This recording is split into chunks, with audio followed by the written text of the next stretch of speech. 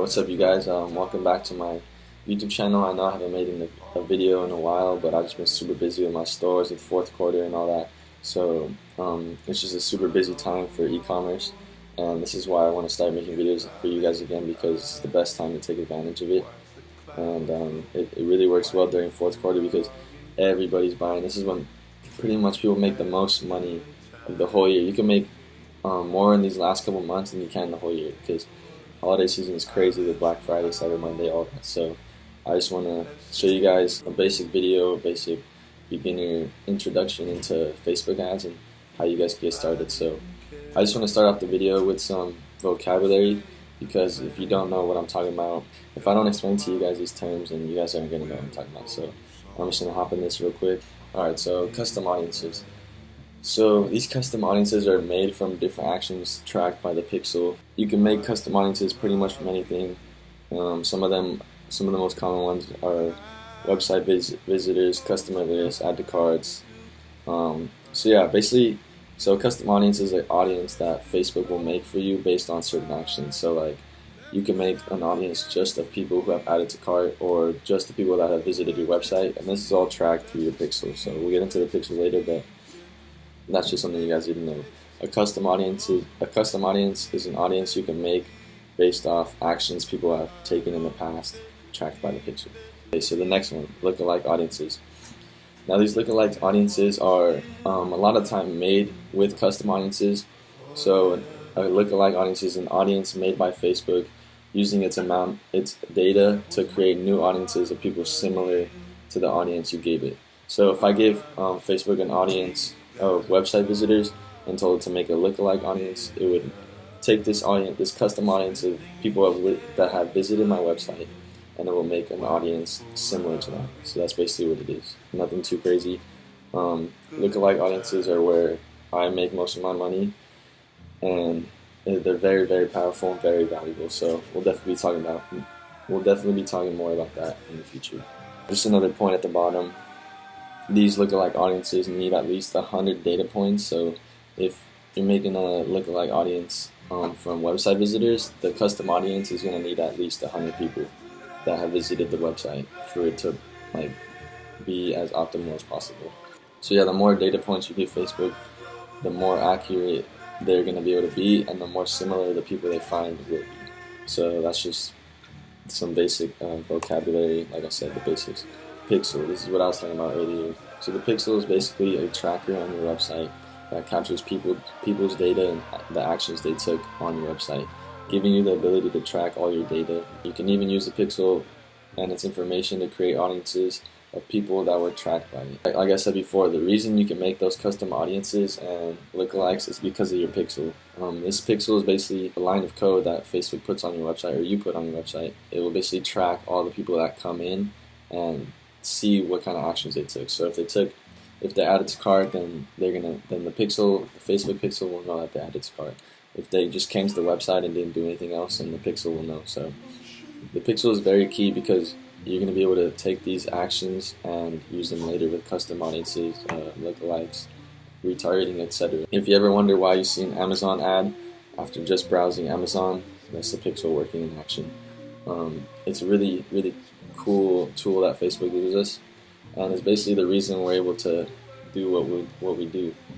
So yeah, it's one of my favorite things with Facebook. The second thing I want to talk about, and we're going to get into, is the actual ads manager. So this is where you're going to be looking at all your ads. So if you're asking me where do I start with Facebook ads, this is where you go. You go to business.facebook.com, and you're going to sign up and log in, and this is where it's going to take you. So yeah, this is where we're going to manage all of our campaigns, and you're going to launch everything from here. So yeah, you're going to go to business.facebook.com, and you're going to log in. And obviously I'm going to blur this out. To your business manager. And then once you're in here, you're going to go to your ads manager.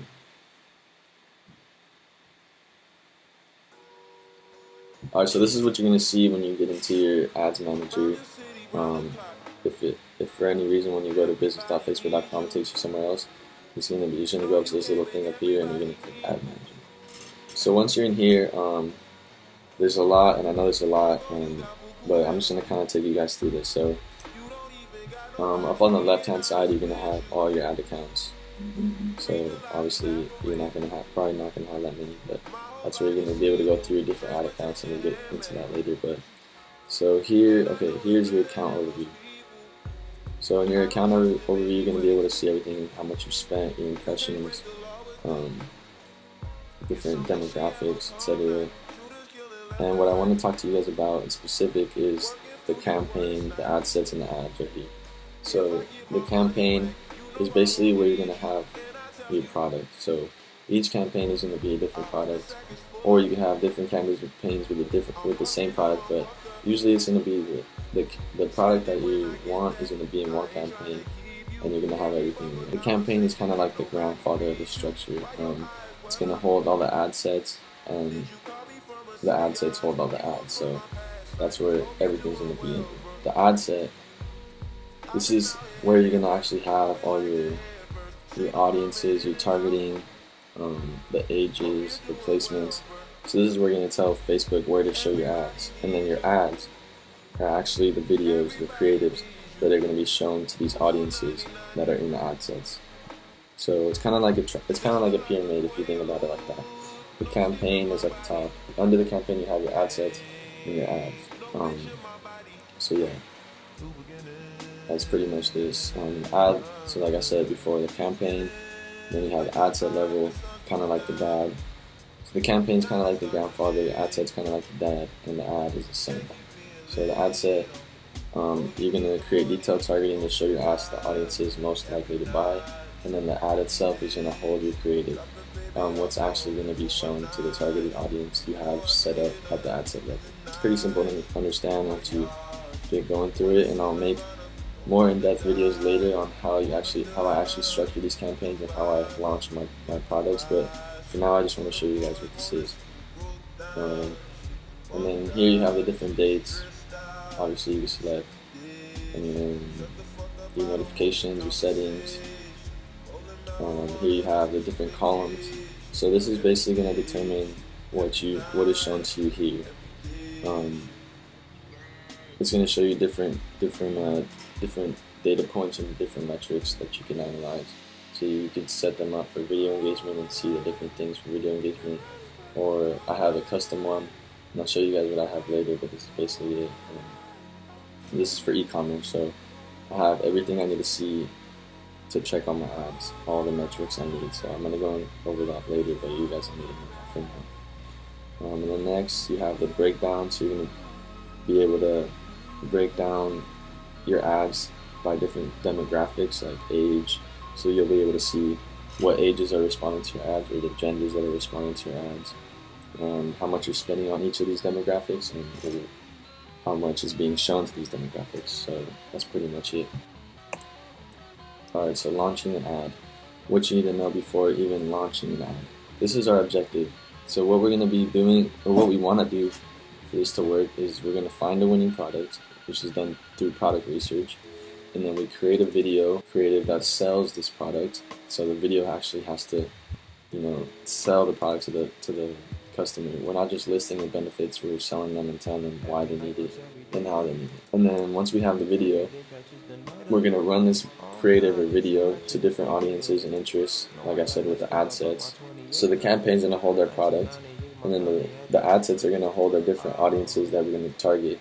So you can have one campaign, you can have one ad set under that, or different ad sets under that with the different audiences and interests. And then we're going to see which ones work, and then we're going to scale those. So basically we're finding a product, we're making a video that sells the product, we're showing it, putting it in front of the right people, finding the people that are buying it, and scaling with those, doubling down on them. And it's pretty simple. Before you even launch an ad, I want to give you guys some stuff you want to make sure you have.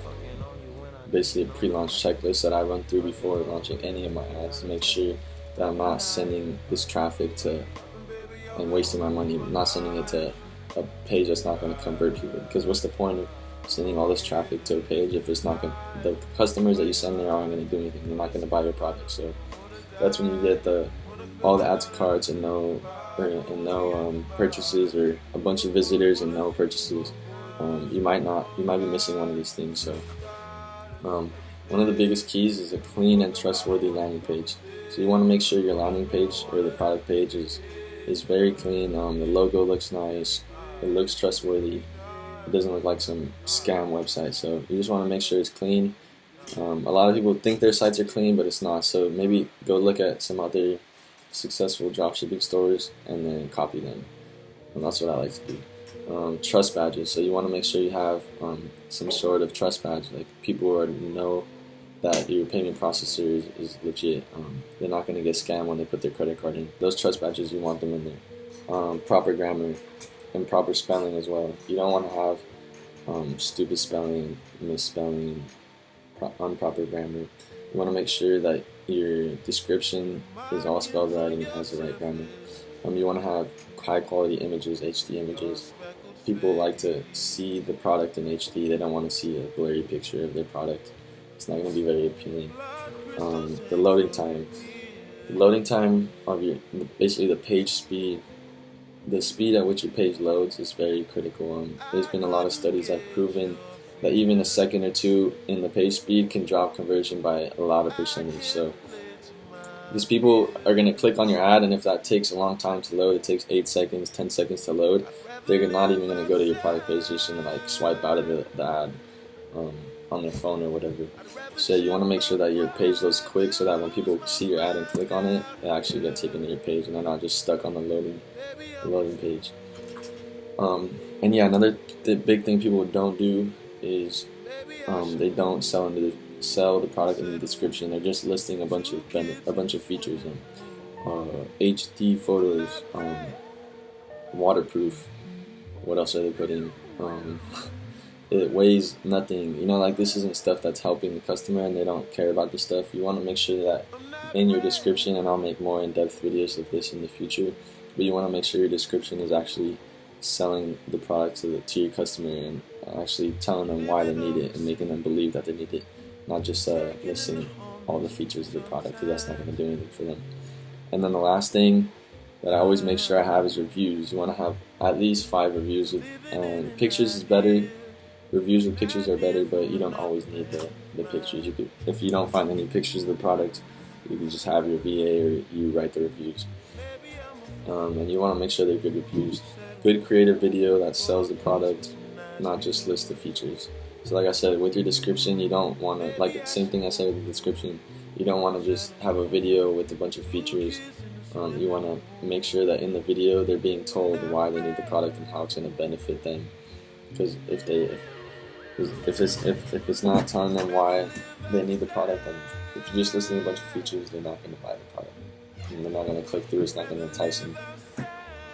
And then the last thing, and this is one of the biggest things, especially if your store is going to do numbers, or you're planning on doing numbers, or you are doing numbers, you want to make sure that you have the proper infrastructure in place. This goes with your supplier, your VAs, etc. Like everything from when customer orders the product to you getting it to their doorstep, everything needs to be perfect, or else you're going to run into a lot of problems with merchants and, I don't know, suppliers. If you're using AliExpress, your supplier could just like disappear, or they could end up being a scam. You want to make sure that every single part of your structure and your system is working flawlessly. And I mean, it doesn't have to be 100% perfect at first, because mine was never 100% perfect at first, but always make sure that you're improving your infrastructure and you're making things run smoother, because that's just going to help you in the long run, especially if you're doing like 10K, 15K, 20K days. Like if you don't have the right infrastructure, you're just going to like fall apart if you're doing those numbers. So, and I speak from experience, so make sure that you have that set up so that you're ready to scale to the moon, like I said earlier. Because all it takes is one product, and this shit could change your life. So you want to make sure you're ready for it, and you're not just going to waste an opportunity. So you do find a winning product finally, and you can't scale it because of whatever reason. So it's a really big key, and something that's one of the biggest keys in Facebook ads. You want to make sure that when you do run the traffic from Facebook ads, that you can actually use them for your benefit and you're not just wasting it. So that's just the last thing I want to say in the checklist. So like I said, this was going to be a pretty basic video, and it was. So I just wanted to take you guys through some of the beginner things that you need to know, and just kind of set a foundation for the videos I'm going to make in the future. and be making in the future. So I guess that's it for today, guys. Thank you guys for watching. I hope you learned something, and subscribe to my channel. I'm gonna be posting more videos, like I said, and I hope you have a fucking awesome day. Peace. I do anything for you in the dark. I do anything for you.